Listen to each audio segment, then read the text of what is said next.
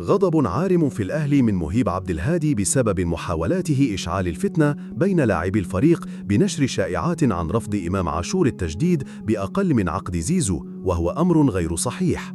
لجنة السكاوتينج بالأهلي توصي بإعادة فتح ملف ضم اللاعب الفلسطيني أوغسطين منصور أو حامد حمدان نظراً لتميزهما ولعدم احتسابهما أجانب.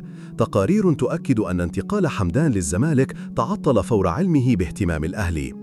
توفيق محمد ظهير بتروجيت غاضب من رفض ناديه بيعه للأهلي ويلجأ للمدرب سيد عيد للتدخل وإقناع الإدارة.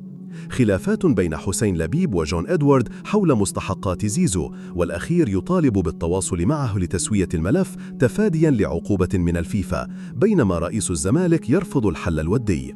صحيفة الخليج الإماراتية: الريان والوصل ينسحبان من سباق التعاقد مع وسام أبو علي بسبب مطالب الأهلي المالية المرتفعة.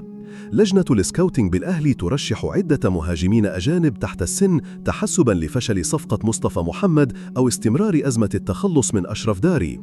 الأهلي يحدد الأسبوع الأول من أغسطس موعداً لفتح باب الترشح للانتخابات، ويحدد 18 و19 سبتمبر لإجرائها مبدئياً. محمود غربال ظهير الاتحاد المنستيري يصدم الزمالك ويؤكد أنه يفضل أوروبا حال الرحيل.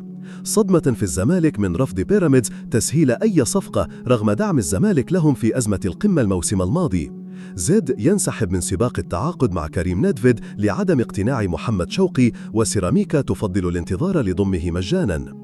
موقع فوتبول داتابيز يصنف الأهلي رقم 67 عالمياً والأول إفريقياً والهلال الأول عربياً، والزمالك في المركز 227 عالمياً والثامن إفريقياً. شيكابالا يدعم إبراهيم سعيد في أزمته العائلية ويطالب جماهير الزمالك بعدم الشماتة رغم هجوم إبراهيم السابق عليه. الزمالك يعرض على دونجا تخفيض راتبه للبقاء مع الفريق وإغلاق ملف رحيله.